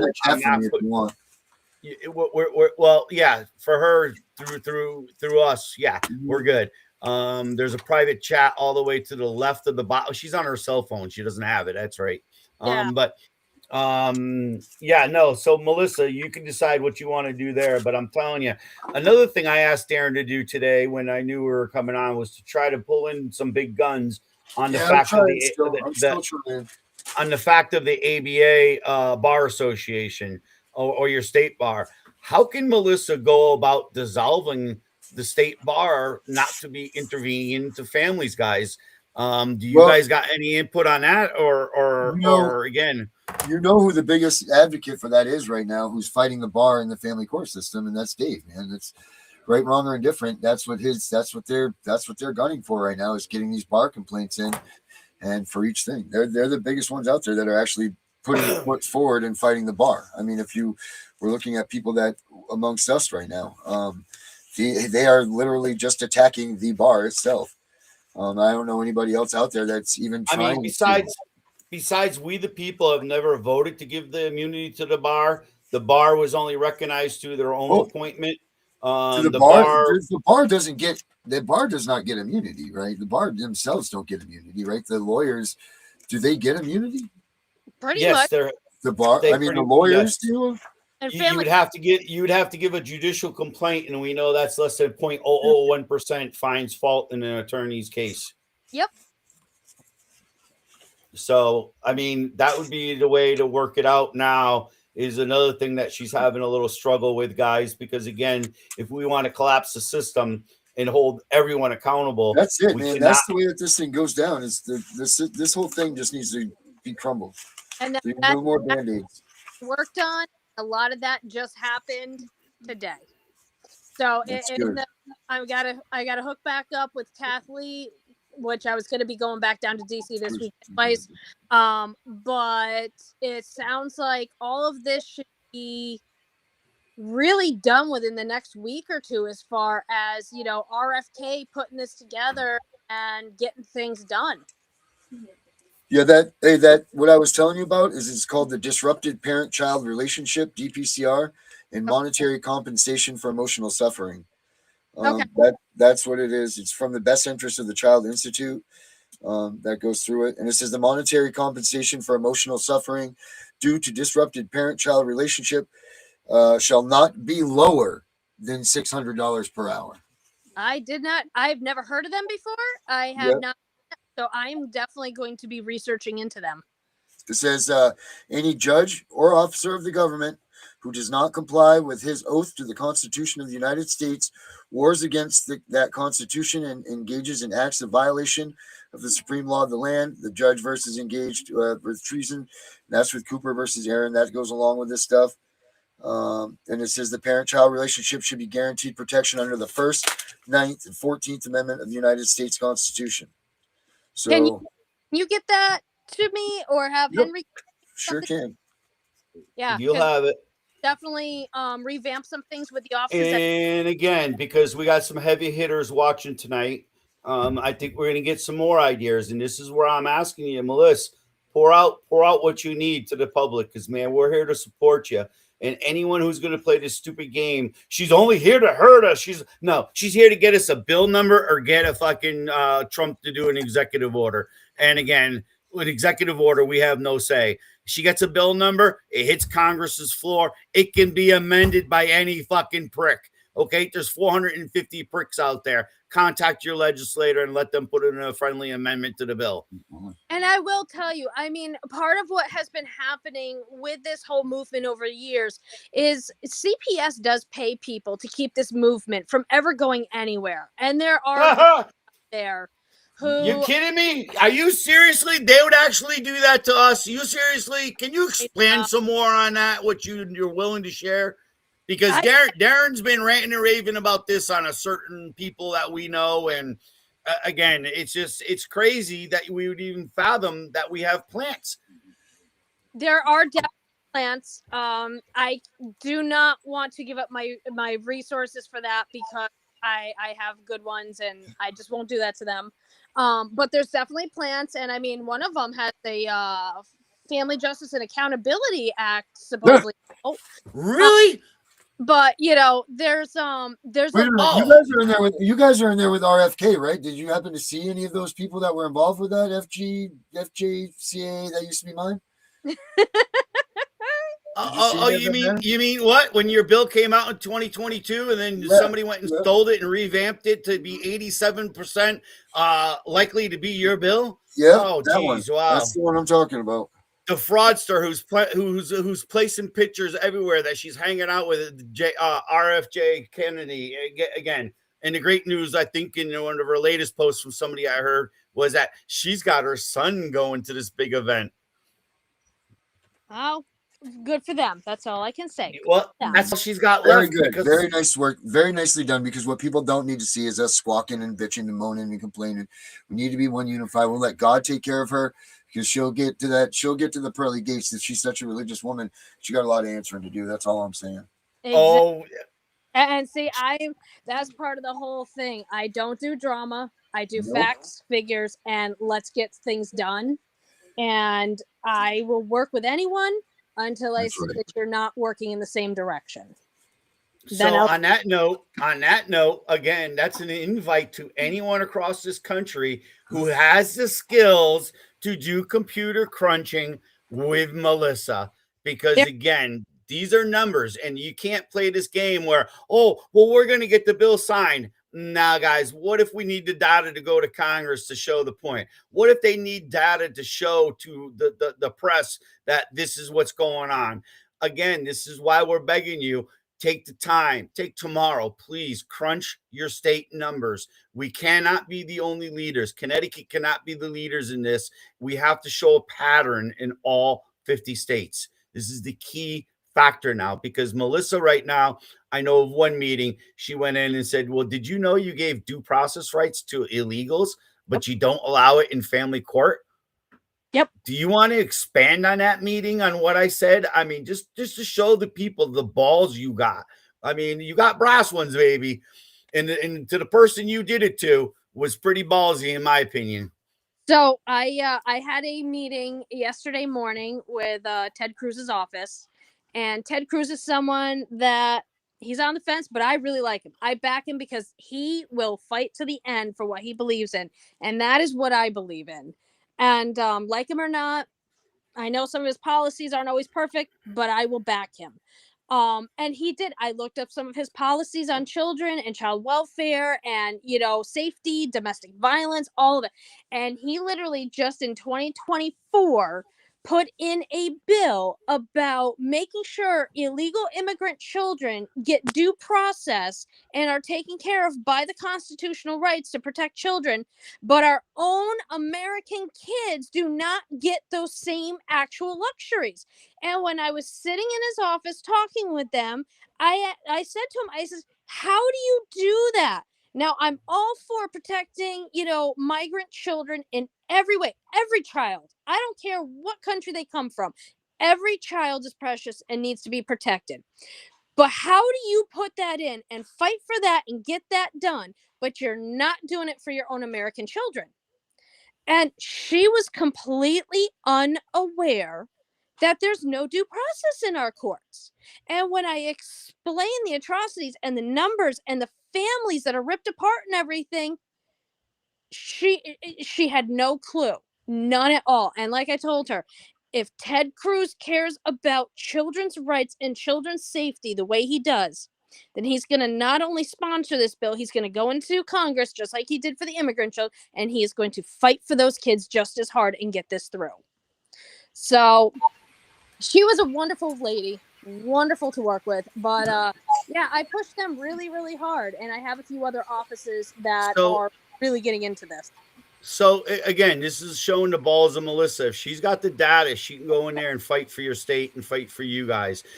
Tina, I don't know what you mean. Can I ask permission in court on Wednesday to talk about my cases to the judge if my lawyer doesn't say anything? Right. She's The asking the only thing I know you could do for a fact is your rights to engage underneath your ADA accommodations. Fuck your lawyer. Start filing what you need to file for your ADA accommodations. And what she's your saying lawyer is, I think what she's asking though is, can she ask the court for her to have a second with the judge? Can she speak to the judge opposed to her lawyer if he's not going to speak up? Is I think what she's asking. If she's looking to have an in-camera meeting, that means all sides would be there in the judge's courtroom. And no, I don't know about you, Darren, but I've never heard of that. But you may speak to a judge about your ADA rights. So the judge may ask if anybody has anything else to say before that meeting's over with, and at that point you can speak up and speak your mind, because I've done that myself. But typically, no, if you're just there and it's just kind of a hearing to go in there, and it's like a standard thing, if it's a review hearing or whatever, until the judge opens up those lines of communications, you cannot, because your lawyer is your advisor. Now, you might get a judge that you might be able to blurt out and just be like, Your Honor, I've got something to say. My lawyer's not going to say it. Do you mind if I speak freely to the court or whatever? And the judge might have sympathy for you or might want to hear what you have to say. But there's no guarantees in that. So I would say you know what? This is the fight of your life. Do whatever you feel like you got to do. If you don't feel like you just do whatever. Don't let anybody tell you what you can't do. This is the fight of your life. If you feel like you got something to say to that judge, then God damn it, say it to that judge and see what they say. That's all you can do. You don't know until you try. And I'm sure that they're seeing more and more kickback by people, so they're getting used to these type of things. But typically, like, the official way would be wait till the judge says, does anybody else have anything to say in this matter? And then you would speak up, because normally a judge will say, ma'am, you can't speak. That's why you have a lawyer, and so on and so forth. But that's she says it's been taken over a year. I'm assuming this is a termination proceeding. And if that's the case, there are guidelines by federal establishment that says they have to do XYZ in a certain time frame. So you really have to define whether this is family court or this is, again, they cannot let the reunification just lapse for over a year. There has to be. And Melissa, how can I get in touch with you? I'm already willing to fight because I have enough. Yeah, Melissa, we'll get you in touch with Tina. It's again, however you want to do it, Melissa, you're open to do it if you want to do it. But if not, she can get in touch with us and we'll get it to you. No, Kathleen has been sending a lot of different people with me. I am listening to everyone's different opinions and views. Mm-hmm. I've been putting a lot of things together, not only about the due process, but I'm also working on the domestic violence side and protections. And I'm also I was doing child support and everything. So now that we've gotten a large portion of what we want, I got to reconvene with Kathleen and see about, how we amend the bills that we have and what we have coming up. We're not done. There's still so much more that's going to be coming. And all of this is being incentivized. And the way I have been explaining it to all of the congressional offices this week is, we have a massive issue in this country. Our birth rate. It's actually an emergency. It's a crisis. Yes. It's a crisis. It's a crisis. Our birth rates are down. The younger generation who has gone through the family court system was the weekend kid getting packed up, going back and forth, not being allowed to see family members, don't want to have kids. Trauma. They don't believe in marriage anymore. They don't want to have kids because they don't want to be in the same system. Our country incentivizes divorce. We have a 50% divorce rate. And I mean, any counselor you go to try to fix your marriage, they're like, well, maybe just give it up and, go ahead and start into the family courts. And it's like, why do they do that? And they do it because it actually profits them more, and they're getting paid by the states to do that to keep the system and flow going. Mm-hmm. So Absolutely. my whole thing in these offices, which none of them could say was wrong, we need to start putting the money and the incentives back into the nuclear family unit. We need to Yes. There you go. supporting our families, not just the welfare system or anything that we have right now. Like, that's not. I used the example this week of, if you have a parent that has, say, mom or dad has passed, they are going through post-traumatic stress from it, the house goes ahead and becomes a mess, and now it raises to the level where someone calls DCF because, oh my God, the house is a mess and kids can't live in that. They take kids for that, for a messy house. Mm-hmm. No, we should actually be sending in a maid service to clean that house for That's them, to help them out, and then help them with the mental health issues that's going on that's properly, and keep that family 100% together. that's what And Title IV is supposed to do. That's what True. it all wasn't created to do, was Right. to give these reunification. Title IV calls for reunification, and it also says in there, once reunification is wiped off the board, Title IV funding is supposed to be seized. That never happens, and that's why they lie to you when they say reunification's on the board until the very end, and then they change it to adoption or whatever. And then the other thing, Melissa, is check this out, and I've said this for a long time, because I know the absolute abolishment of CPS is like maybe far-fetched or whatever, because they're always, so everybody still needs to make their money, right? Why don't we just change adoption to reunification? So we take all the words that they get funded for, the incentives for adopting, and you change that to reunification, and then there you go. So you get incentivized for keeping the family together now, not taking it apart. That's a whole different game. Like, you provide, so you get that $5,000 bonus, or CPS gets a $5,000 bonus, or whoever gets that bonus for the incentivized adoption. And you say, you know what? Reunification. The family reunified, you get the incentives. So why can't we just do that? Then, you know what? There's no harm, no foul. Everybody still gets their fraud money that they're stealing, because we know that that's what's taking place. But at least the family still gets to stay together, and the family gets to come back home together. And you know what? A big thing is that they do this under too, is that alcohol abuse or drug abuse dependency. I'm sorry, when that parent becomes clean and serene and decides finally to grow the fuck up, for better words, The Supreme Court's already ruled that doesn't affect. That has nothing to do with the quality or being a parent. That has nothing to do. That's an own personal health issue, so on and so forth. The Supreme Court got it right there, over and over. It has nothing to do with your effects of being a parent. And again, at that point, they should be reunifying that parent. And again, they should have never taken the kids. Anybody that knows anything about recovery, first of all, knows the number one thing that you need when you are in recovery is a solid core. You don't break apart someone's family when they're in recovery to try to get better. What does CPS do? They come in, they break away your husband, your wife, whatever you are. They take your kids away from you, all that. How do you expect a person to recover from drugs or alcohol when you've done that? When you've removed their entire core, made their family hate them, all of that stuff, you cannot get someone to absolutely recover in that situation. It's non-existent. It doesn't make sense. It's a complete farce. They have no business being involved. And which one of these people are the professionals that are the ones that even diagnose this? You're telling me that a caseworker that comes to my house can tell me that I'm an addict? 2-year social security, 2-year psychologist degree, Well, see, social worker.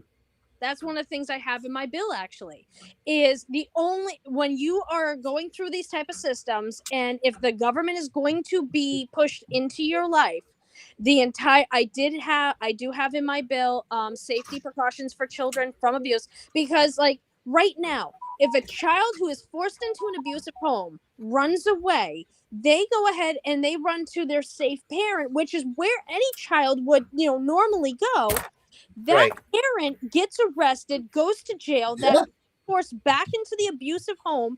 But yet, when married parents have a child that runs away, and the statistics show that almost all kids who run away are literally from abusive homes, that kid can run away, go wherever they want, and there's no recourse. The parents aren't even investigated for the abuse. It's only family court or foster care families that is different.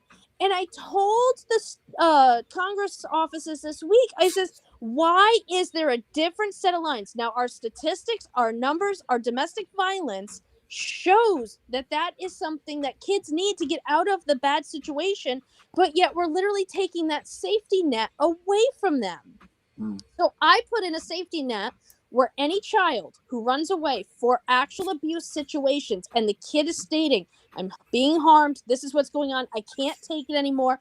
So whether it's emotional, mental, physical, sexual, the child will no longer be forced to go back to that home.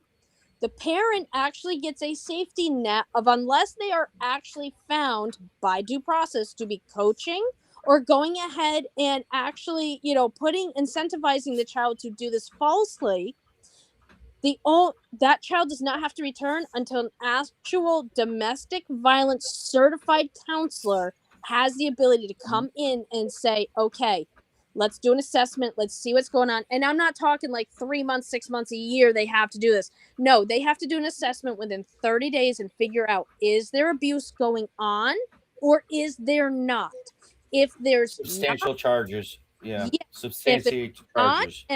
and the parent was going ahead and telling the kid to do this and all just to cause problems, that parent now has accountability and possibly looking at jail time. If there's actual abuse and trauma going on, that child is no longer has to go to that parent until they get actual help to stop what they are doing. No, And you're being told to look up the adoption and legal guardianship incentive programs. They'll show actual dollar amounts in each states that each state has gotten incentivized removals and TPRs. yep, I took a screen So of that so I can go ahead and research into it. and I just thought of this. I was stupid. Like, you wouldn't believe stupid. For the ones that are looking for Melissa, you can join Stone Soup group. Is that the Yep, name? The don't Stone for Soup. Yep, for Justice on Facebook, or you could find our Connecticut chapter of our Parents' Rights. It's called the Unknown Connecticut Parents' Rights um, Child and ADA group. I should know my own damn name, but I didn't want to make it that. We were waiting for the 30 days to change it from the Family Justice and Accountability Act to equal and the same parents, children, and ADA rights. Because I think that's what we all are, guys. We're all parents fighting for the same thing. We want our kids taken care of appropriately. We yes. want to go to a place that we can be heard. And again, if the courts are denying us that right to do it, that's a violation of our due process. The system has to be collapsed. Period. What comes out of the ashes, that's a whole nother conversation for a whole nother night, guys. And again, this is why we're asking you, crunch the fucking numbers, get it to us, show us your state's problems by financial, so that we can tie it back to the 4B, 4D, 4E. And did I leave out anything? E, No, F, G, H, I, J, K, L, M, N, O, P. It don't matter to me. If it's funding, and like I argued for the disabled funding, I argued for the Department of Developmental Services doing the biggest racketeering and denying of program services and activities to have cost savings so they can return, like an example, $50 million back to the general fund last year. Why there's so many people in need of services, they have the balls to return $50 million, guys. That is not chump change. That is direct incentives, direct cash into your communities you live in. Because more than likely, if it's going to be an improvement to their home, it's going to be done by somebody in your local community. If it's going to be a therapeutic benefit, it's going to be somebody from your local community. Because again, these are CAM therapies that are supposedly covered for the intellectually disabled that insurance companies will not pay for. And again, I don't get it, where if you can go get your head looked at by a doctor because you're feeling suicidal, well, then why isn't a doctor capable of looking at a family entity? I just don't get it, in treating that family entity as a whole. I just don't get it. Why does it have to be the court horse? Yep. Anthony was asking, what bill is this? I need some information, please. Get back home. It is my bill. I wrote it. I was down in Congress this week presenting it. I did put up a little snippet of it on my Facebook page, and my TikTok. And it's in In the Stone Soup. It's in the Stone Yep. Soup, and it is on the Connecticut chapter of parents' rights, unknown name, parents' rights. It is Um, Safe Children, Safe Parents Act. And I was down there. I did not let the whole thing out at the time because of the fact that there's too many adversarial people that are working against, stuff, ending this corruption for kids. But now that we have this type of progress and we have everything going, I'm probably going to release more of it because I have a lot of offices already behind me, and I'm going back down to DC again this week to continue progress with it. and Anthony, we would not have your not best interest at heart. We cannot fix every damn problem in one bill. No. If we can get a bill number, then it opens it to the debate of Congress, which now really opens the door for each state to individualize it to their needs. So again, like we're just gonna say Atlanta, Georgia. Shit, man. I never knew it was so damn bad down there. Tennessee, I never had a clue. Kentucky, I never had a clue. I thought these were states that were very strong, pro family, pro keep everybody intact. But the truth is far from it. They're one of the worst states I've ever seen in my life, next to Ohio. Okay, so again, or Virginia, or again, so again, Melissa's bill is a federal. It's going to be a federal act, or it's going to be a federal Bill. executive order. Yeah. Executive order. We're looking to amend existing. If you want to tell that story, because tell them how you last night a light went off in your head when we were talking that it tied into an existing structural bills that are already there that we're technically only amending them. So when I've been going ahead and digging deeper and deeper into these, supposed high conflict cases, because those are the ones that the kids are hurting the most from, inside the family court, I should say. That's excluding CPS at the moment, because Kathleen's got a really good, handle on CPS, and every time my ex used the CPS against me, they never came back with anything because I'm boring parent, really, than blowing stuff up. But I there's nothing they can use. So, but what I found is that what they're calling high conflict cases to continue on the funding is actually just domestic violence cases that in 2026 we still have a national massive domestic violence issue in this country that is still to this day just being ignored. Now, and I'm not saying anything against like men in general. Unfortunately, men still are technically the highest percentage of abusers on statistical. I think part of that is because of the fact that, women are not being held to the same accountability as men are when it comes to it because we are weaker, things like that. So it's not always believed as easily. I think is some issues there too, but using the statistics we have and everything and the family court cases, most of these domestic high cases are domestic violence. So I wanted to put in protections for domestic violence with putting in the due process, everything else. And my bill's 30 paid, which it's literally nothing more than about wrongful removals of children. And that wrongful removal is about family court and CPS because they tie together.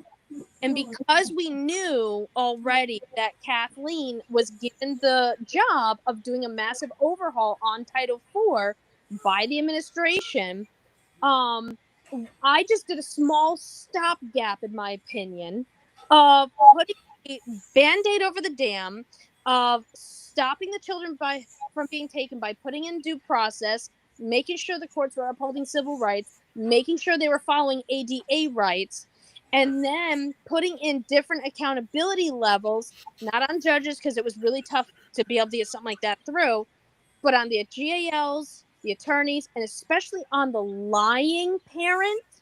If we can hold a lying parent accountable and they find out they're going to have to pay up thousands and thousands and thousands of dollars just because they lied to get control, well, how many people are really going to want to go in and do that too much? And once you have a court order for something like this, you can't go to bankruptcy court and get it expunged. That's not how it works.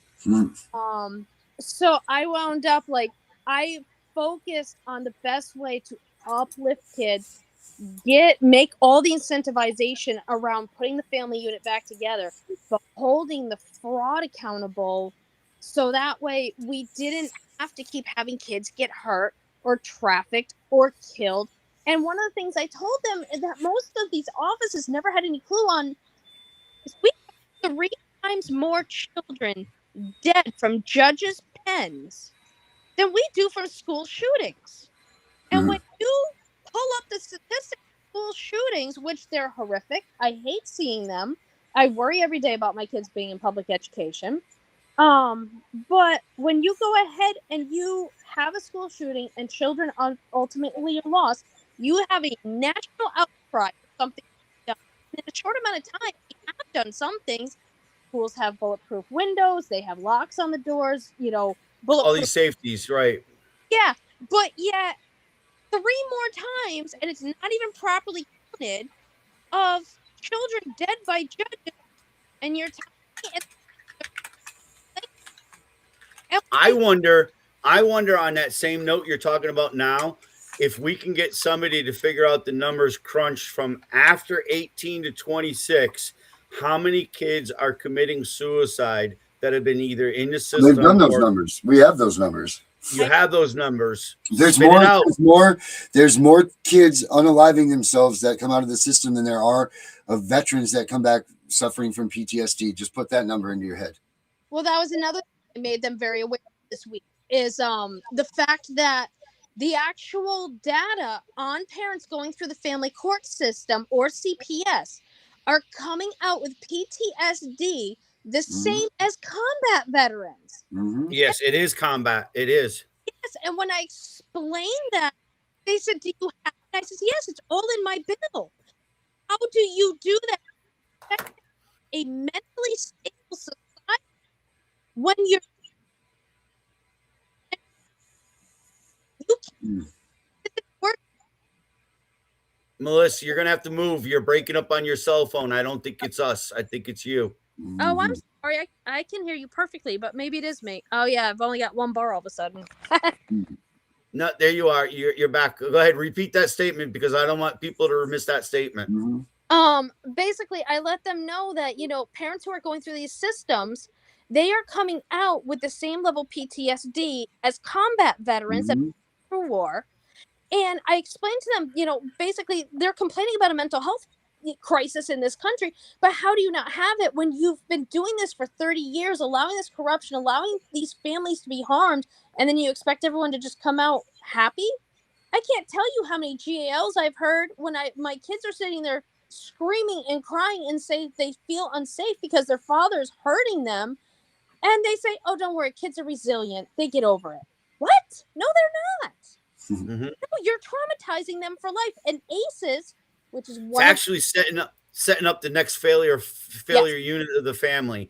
Because again, if you did not see a healthy relationship growing up as a kid, how can you portray a healthy relationship to your children?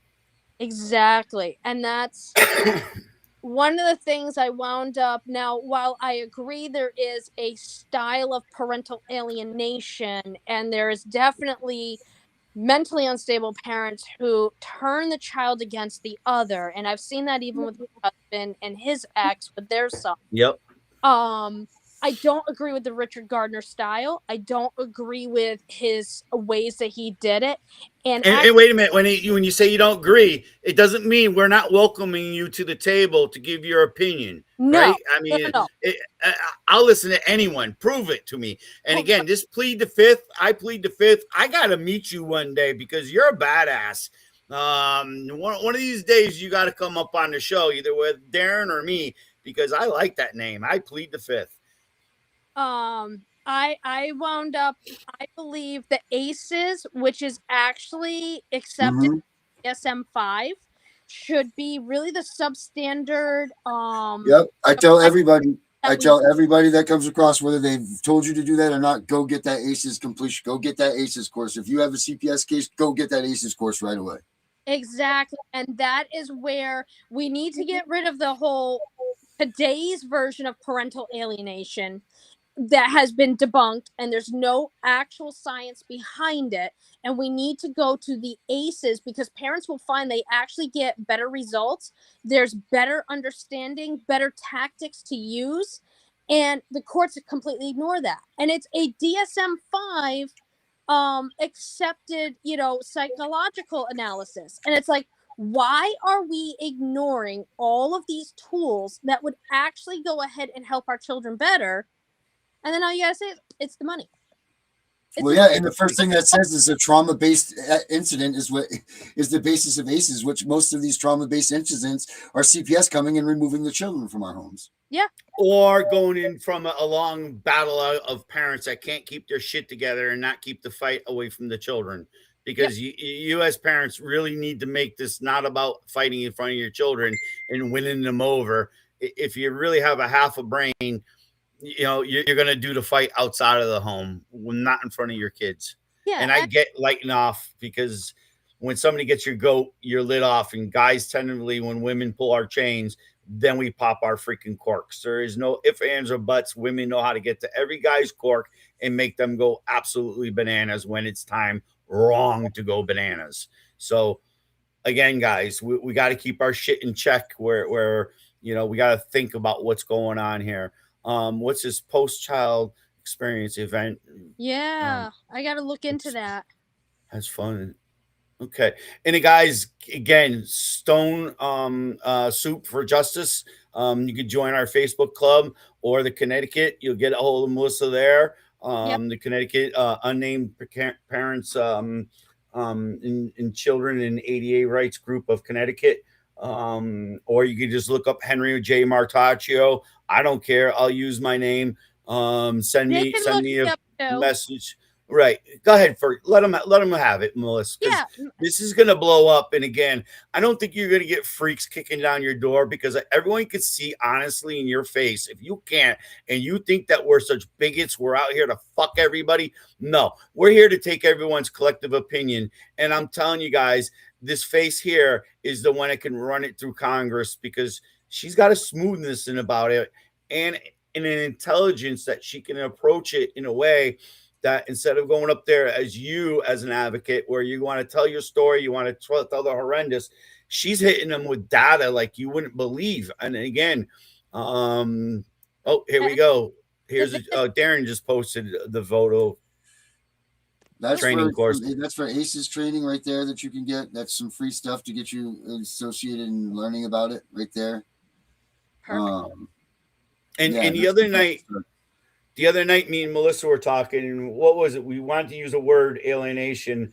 And I says, no, Melissa, you can't use alienation. You have to use retaliation and coercion, or coercive control.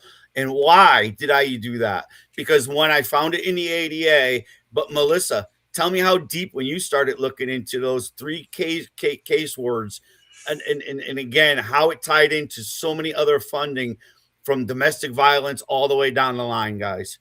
It's all put together in the background. And the problem is, like, again, it all goes back to the Title IV stuff coming down. And because they're able to just use those funds, because nothing can be audited, by the federal government, what they're doing is they're paying everyone off, the counselors, the teachers, your doctors. I mean, pediatricians are actually under quotas, basically, to go ahead and make false accusations against parents. And there are doctors who are starting to come out and actually admit it and say, we're giving this up, we're not doing this.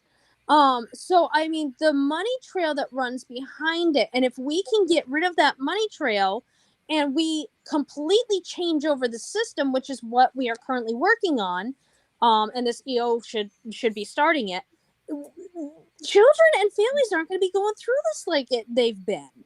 Yeah, it's just not going to continue. And finally, and regardless if you vote for Trump, didn't vote for Trump, whatever, the one thing I can say, and I got Democrats to even agree with this, that are on our side and working with us, this has been going on for 30 years. And this is the first time in history We have had an administration that is willing to end this and is putting it forth to end it. And they're putting every door open of suggestions, ways, ideas, and they are working to actually get kids safe. So, regardless of how you feel, you really got to thank Trump for this and the Republicans, because this is what they're doing. It just my opinion, not trying to go political. It's just No, but if you want to look at the statistical facts of the country, it's been the Republicans that have given every major civil fucking right in this country. yes. It's Democrats. And if you want to go to the history of it all, it's really the Democrats that wanted to keep slavery. And honestly, with the system that's in place right now, we are all enslaved for our kids. Now, again, take it for the fifth. I'm taking the fifth. I'm telling you, we had this conversation this morning about RICO. We had this huge conversation this morning, and I believe the two cases that are going on in the country, Darren, correct me if I'm right or wrong, there are two cases that are being brought underneath RICO against the courts or CPS. I'm not sure 100%, would be Florida and California. Does anyone know of any successful RICO cases that are going on? Because I do believe this is a criminal enterprise on behalf of the bar. I believe the bar should be charged and equally treated like a criminal enterprise right now for profit of the family destruction. And again, what made me disgusting in my life was I said, how is it the best interest to bankrupt the family in the child's best interest? And I was told by this male attorney, the money's better off in my pocket than theirs. Yep. So that's the mentality we're fucking fighting, guys.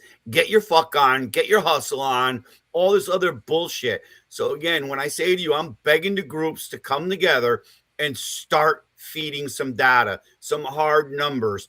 And again, if we have to have like an off-site fucking meeting where it's a neutral thing, a Zoom meeting, come in and 5 of us can talk and be experts at the subjects that we're looking at right now, let's do it. I mean, honestly, I'm open for it because it ain't about me. You're looking at 3 parents right now are doing this for free of charge. I don't make a goddamn thing. You're actually taking away from me and my child's life right now. So if you think I'm here to profit in some particular way, or like we know certain people are getting now paid by the FBI and the CIA to be a plant to disturb what's going on, and you'll be surprised on the numbers. And until I can get the data in my hands, which again, an ethical hacker can help me out, how do I get to it? How do I figure out and prove hard data on these people's payroll from the CIA or FBI? I mean, seriously, guys, I know it sounds nuts to think this way, but it's happening. Yeah. They'd rather spend 90 G's on somebody a year to throw total chaos in our fucked up fucking situation because you got 1 million, 2 million, 5 million, 20 million desperate parents out here right now that are looking for somebody to lead them or somebody to give them justice. Well, sorry, guys. I'm sorry. We got to ask you to stand up and help us to help you. And if you don't like the bill, then guess what? Amend it on the floor of Congress like all other bills are done. Yeah, I found out this week, and I did not know this. This is something I learned.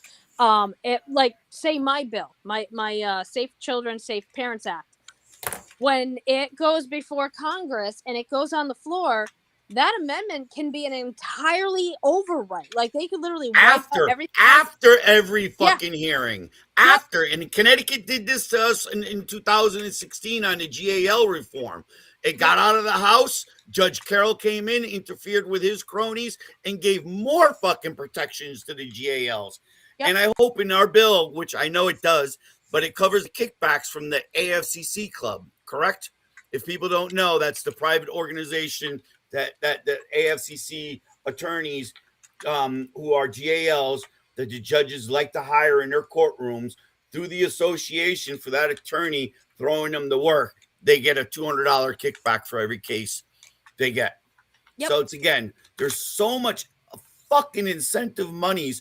It is not about your best interest of the children. No. And again, what was that data you said? Excuse me, about filling up the beds. That if CPS is not meeting their quotas, family courts can meet the quotas for them. So basically, they're just incentivized to keep high numbers. So in the actual information that I found is basically that, as long as they keep a high number, and I mean hundreds of thousands of, Title 4D, meaning child support, and foster care going, DCF in our state, the number of cases going, they get their bonuses at the end of the year. But if they drop below a certain percentage, their bonuses not only get cut, but their personal budgets get cut. So, I mean, what judge, they want their bonus, they got another boat to go buy or whatever. What judge isn't going to go ahead and make sure that they destroy your family and your kid to go ahead and, make sure that they get their money? And here's one other thing that I found out today, but I was given a little bit of information by someone who's done this for years. Look up your judges and look up any non-profits. It's called a 990 that they may have put into their taxes, and look for non-profits that they are involved with. Oh, I got that. And I even called her out on it. Judge Avery Whetstone, state of Connecticut, was number one contributing to the Children's Law Center, which receives federal funding. And the way they were doing it is through their fundraisers. So she would go to her fundraising parties and she'd be the highest bidder on a bottle of fucking wine. How about that one? Sons of a bitch. Yep, and there's a lot of bad stuff going on with those. So again, look at how this is all happening, guys, and get back to us. This is the information that we need to show, because again, I know in Ohio somebody ain't letting the music out, but she might be listening now, and I don't care. But their GAL was caught at a private fucking sex club with different attorneys and different judges, and it's a private sex club. What do you think that they're trafficking there? The fucking children that they're stealing from parents. Once they hit 18, they're the new fucking little go-to guys. Again, come on, guys. It's crazy. You guys got to start breaking apart this shit in your state. These people are freaks. They are beyond freaks because they have absolute immunity. They think they can do anything they want to anyone in anywhere in any time. And that's the power that needs to be taken away from them. Yep, exactly. And they're not supposed to have that much power. They're supposed to have ethical standards beyond me or you. Beyond me or you, because they are bar members, they are judges, they are, Acostas. And that's the yep, they're all on sanctions on drugs. Yep. When Pelosi says that no one is above the law, that's supposed to mean that nobody is above the law, including judges, attorneys, GALs. Right. But and it's the fact of if you can only catch me, then I stay above the law. It's when you try to catch me, I use the law to shut you down. Yep. Henry, I think that I'm going to announce this right now, that February 21st, so it's a Saturday at 8 p.m., so we might have to push your show off, or maybe your show pushes this. I think we need to have a We the People Against CPS and Family Court Summit, which we're calling for all the advocates, the leaders of advocates, Congress people, Melissa, all of these people to come together, show their unity, and join up for that one day so everybody can sit here and just bash it out and get this thing united. Let's do it sooner than that. Let's do it sooner than that, Darren. Let's do it next Saturday. I mean, seriously, this is some serious shit where we need to start putting our petty shit aside. Fuck everybody and their ideas. Yeah, all right. So let's take it down. Because the only reason I said that is because the 14th is Valentine's Day, man. So I don't think we're going to see a lot in that. And I think next Saturday would be too quick. Yeah, next Saturday's too quick. And I can tell you right now, I'm busy. Right. So let's. I know that you're saying that, but that'll give 3 weeks for everybody. And I know then Melissa will have a huge update for everybody too by the time we get there. So maybe she can lead that charge. Yep. But until then, again, guys, start crunching your state numbers. And I know it's 9:30, and I appreciate Sam for waiting for a little bit. She didn't join in tonight. I really wanted my Sammy in here tonight because she's a beautiful person. So if you need a little healing tonight, please tune in with Sam. Sam is a wonderful person who's gone through the traumatic experience. She can relate to you guys. She's willing to vet your story. She's willing to listen. She's willing to help as much as we can help. I mean, my God, at least it's something. Right now, we are not charging to listen to the problems of everyone because we're all in this soup together. And what we're hoping that comes out of it is one hell of a cup of soup when we're said and done. And it makes total sense that if your input is not going into what the solution may be, because we don't even know, we could be wasting our breath. We could be running, circles around our ass. And this is what the government has done for the last 35 years since the Clintons implemented this bullshit that we're under now. And again, I don't know what to say other than, guys, I'm giving you hope tonight. I'm showing you a face that is making changes along with Kathleen, Darren, and I don't feel I do, but just being here, I am. By you being here, guys, you are. And it's not going to give your kids back today, but what we're saying is we're here to make you whole for the day your children do come back to you in your life, because they will come back. And with what's they will come back. And with what's going on right now and this amendment to the executive order that's going in, and the fact that RFK does not have to go before Congress to make this change, we may not be able to get our kids back today or even tomorrow. It may not be till next month or the month after, but it's or a year, or it could be a year too. So let's be realistic. I don't think it's going to take that long. I really don't, with what I'm hearing from behind the scenes, but you never know. It's not to be flooded. The courts are going to have to review for due process errors. So again, get your cases built. Get ready. It's coming. Yes. Thank you, Melissa. Thank you, Darren. Melissa, hang out backstage with us for a minute. Okay. Don't hang up. All right, Darren. Kick us out of here, Darren. Thank you guys for joining. God bless you all. Tossing and turning all night through, not sure how long they can pursue their hope, sheerly stripped away, facing challenges each day, little by little. We trusted systems devised for people, sought refuge beneath town steeples, turn to our God, the Almighty, to grant us strength, keep love mighty. We drop to our knees in prayer, begging, let us fight despair. Let my heart fight one more round. They cannot take what I found. Little by little, shall rise up and turn the page. My words will guide your brave stage. Go and spread your message true. Now's not the time to bid adieu.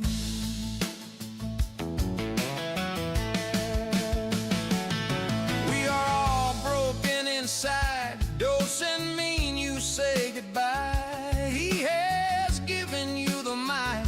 Show the world your inner light. Little by little, they kidnap our children's play, chase their fathers far away, tear families with no pride, forcing you to run and hide.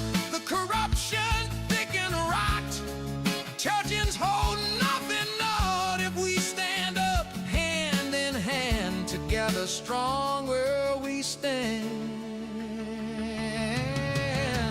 Cast out demons, turn away, embrace faith in Him each day, proclaiming God you're believing.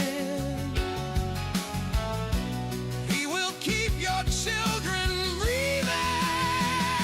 Please, God, hear my heart's cry. I need your light, you're so high.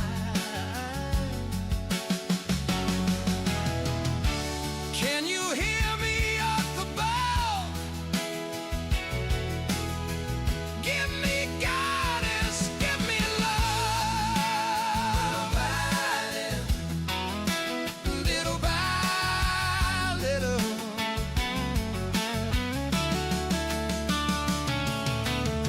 Open your heart, it's not late.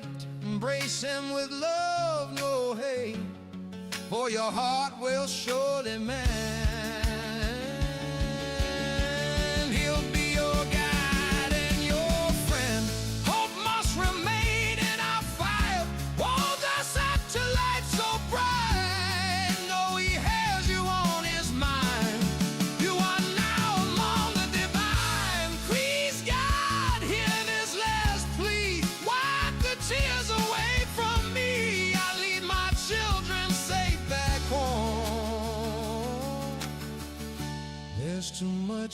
left too alone.